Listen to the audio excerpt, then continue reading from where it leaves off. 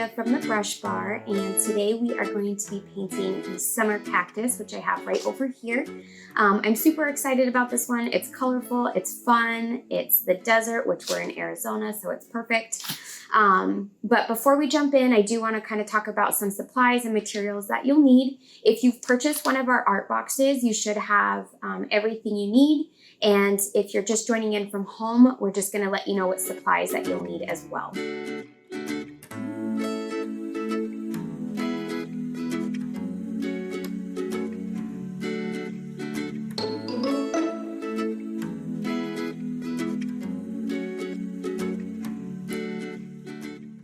Awesome. Now that you've got everything in front of you, we are going to get started. We're going to start with our background. And for that, I do want to grab the largest brush that we have. We refer to this one as the big brush, and this will just help us cover a lot of the space and background area. So our background color is this really pretty orange color, which almost looks like a vignette. So we've got the yellow in the middle that kind of goes to the orange on the outer edges. So to get that, we are going to take a scoop of our yellow, a scoop of our pink, and then just a touch of white. We're going to mix that together, and this is going to give us a light yellowish, orangish. Might take a little bit more yellow and a little bit more white for this color. This is going to be the center of our picture.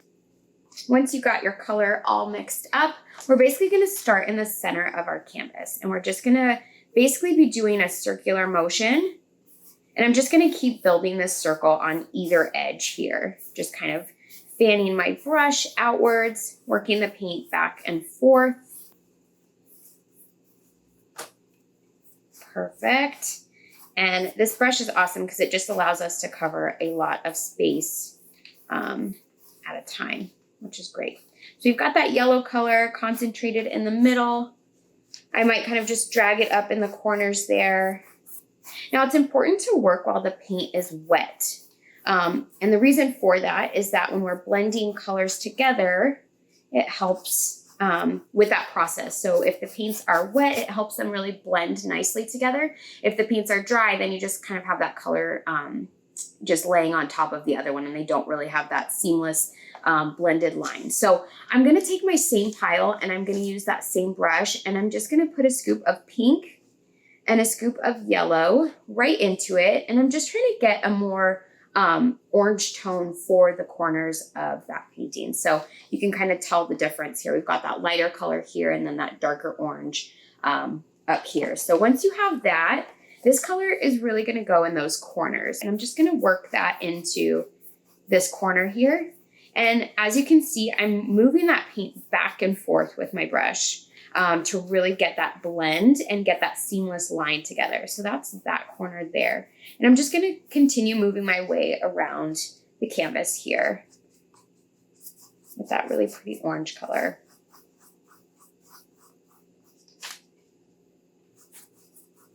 One thing about these paints, they are water-based, so I'm running out of paint a little bit and things seem to be drying up. So what I'm going to do is dip my brush in my water cup, and I'm actually going to add that to my pile.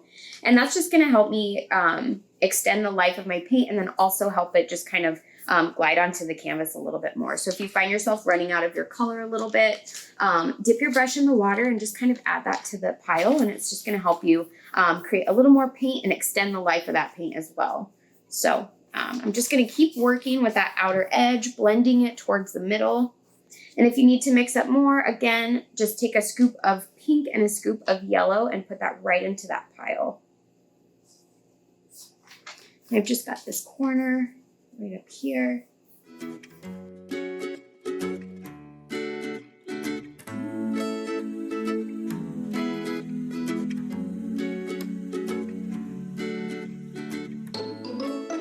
So we have our background now.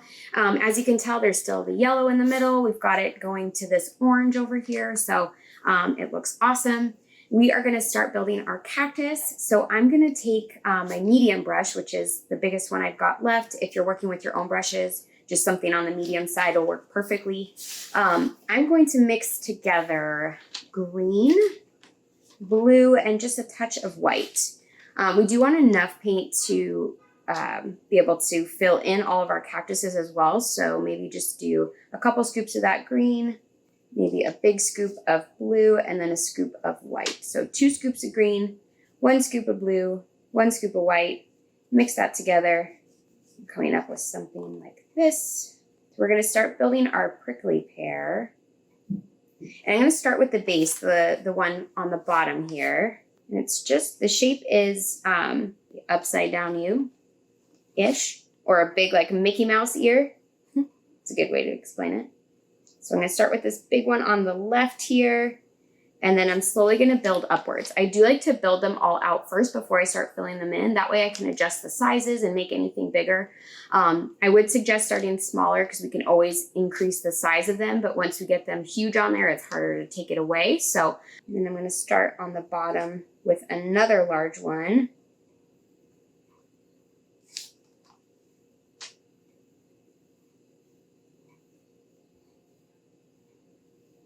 Like so.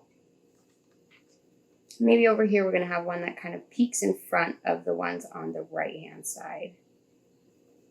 Okay, so once you have them all kind of sketched on there, I would just kind of take a look, make sure you like where everything's at. You can definitely increase the size of any of them now that you can kind of see where the placement of everything is. And once you're happy with it, we're just going to go ahead and fill everything in.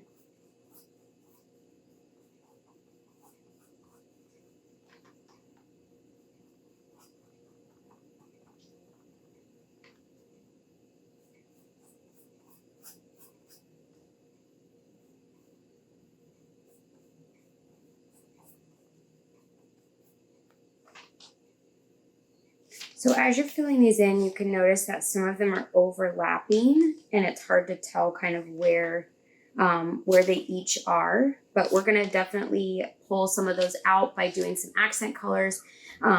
So right now it might look like a little blob of color right in the center here, but we're definitely gonna create some darker accents and some lighter accents to really pull those prickly pear petals away from each other. So keep that in mind as you're filling in. And I am just about filled in here. So I'm gonna let this dry for just a couple minutes, just so that when we put our accents on, they kind of stand out against that background color. But just keep filling in at your own pace, and then we will be back here for the next step. Okay, so for our next step, we are gonna go right into our dark blue. And this is gonna be our darker accent color. So we're gonna focus this color kind of towards the bottom of each of our petals. And I'm just gonna brush this color up each side of the petal here, just creating a little bit of a shadow on these petals so you can kind of tell where each one is. I'm just gonna go along the bottom area and really pull this little petal out. And again, I'm just focusing this color towards the bottom and I'm smushing my brush upwards, just blending this blue color into the base of these little petals here. Just creating that shadow, and we're just gonna keep working our way up through each petal. We have our dark accent on there, which is great. Now we're gonna do a lighter accent. So we're gonna take our same brush. We're not really gonna rinse it off. We're just gonna wipe off a lot of that excess paint. It's gonna have some green left on it, which we wanna use to mix into our next color. So we're gonna take that brush, we're gonna grab a scoop of our yellow and a scoop of white. And like I said, we're just gonna use whatever green is on our brush and we're gonna mix that into this yellow color. And hopefully we're gonna come up with something that looks a little bit like that. It's a little bit lime green of a color. So with this, we're just gonna go on that top angle of our prickly pears. And I'm just using the side of the brush and I'm just gonna kind of smush it into the blue. You can also use your finger, which honestly is one of my favorite tools to use. And I'm just gonna kind of move it in a circular motion and blend in that lighter color into that blue. So I'm gonna do that with each of these. And really on this one right here that's overlapping the ones on the right, it's really gonna show, it's really gonna differentiate those petals. So I'm just gonna put that yellow color, and again, I'm gonna use my finger and just kind of move that paint around to really blend it in together. So again, we're accenting the top part of each of these little cactus petals. with that lime green color. So if you feel like anything got too light or there's too much yellow going on and you didn't mean that for that to happen, basically we're gonna go in, we can go back to any of those colors that we've already used in the cactus. So again, just add whatever you feel like your cactus needs. If you feel like it doesn't really need much and they're looking pretty good, then you can just hang tight and let those dry. But for me, I'm just gonna add a little bit of that dark color back in. And again, this dark color is just going at the base of those little petals just to give it a little bit of a shadow on the bottom.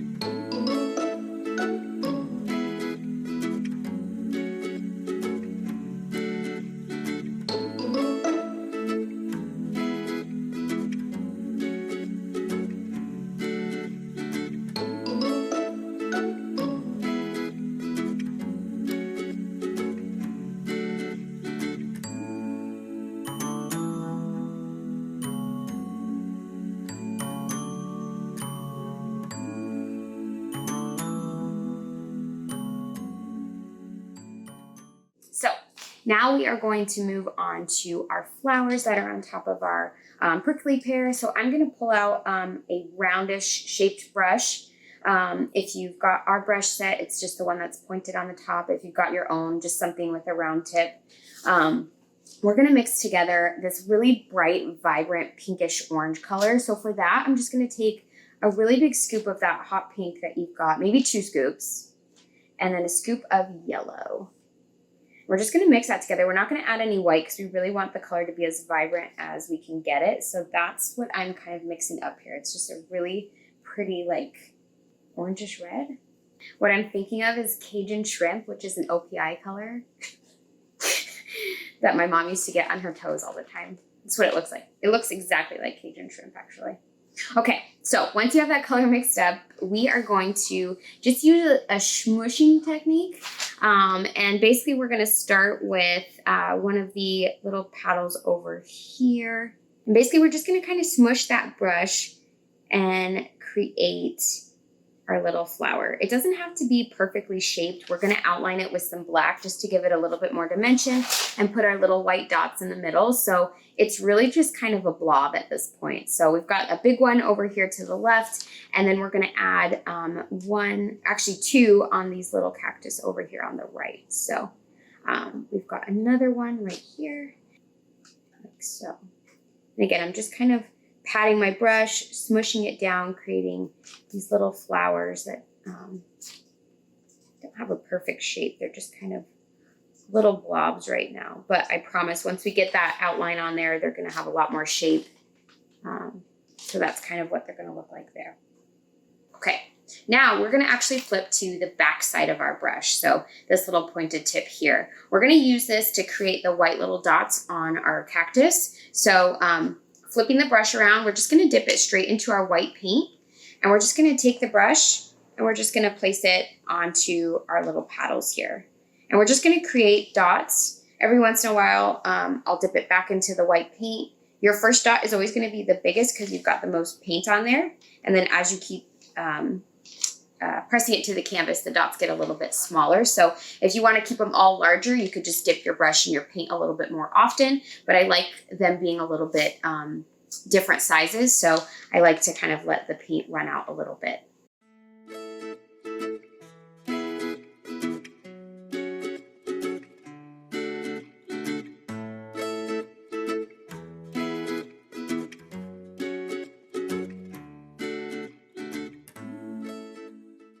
Okay, so now that we've got our white dots on there, we are also going to put white dots on the flowers. And really it's just a little bit of a cluster of them right in the center of the flowers.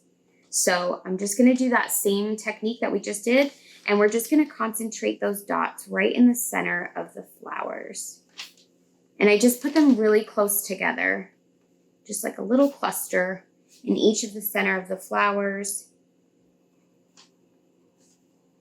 You want it to overlap in the pink a little bit as well, just to show the depth of the flowers. So there's that one.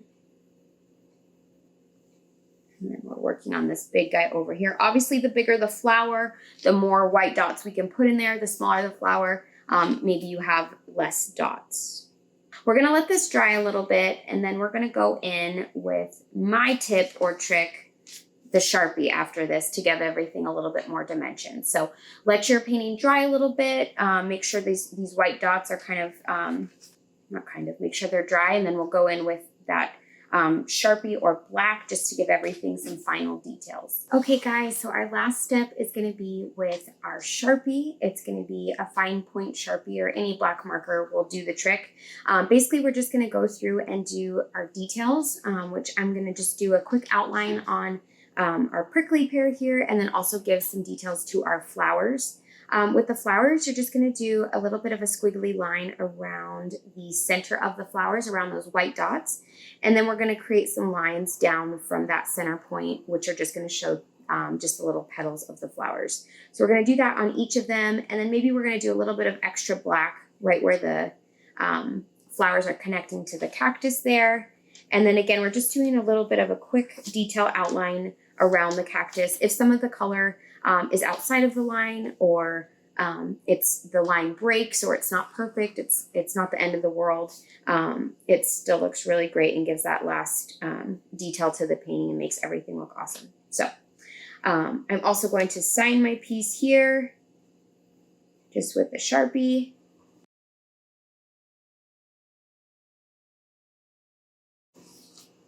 And I think we're finished. So hopefully you guys love it as much as I do, and we look forward to seeing what you've created. Make sure and tag us at The Brush Bar. If you're interested in more kits, we do have them available at thebrushbarshop.com. And until next time, just keep creating. Thanks, guys.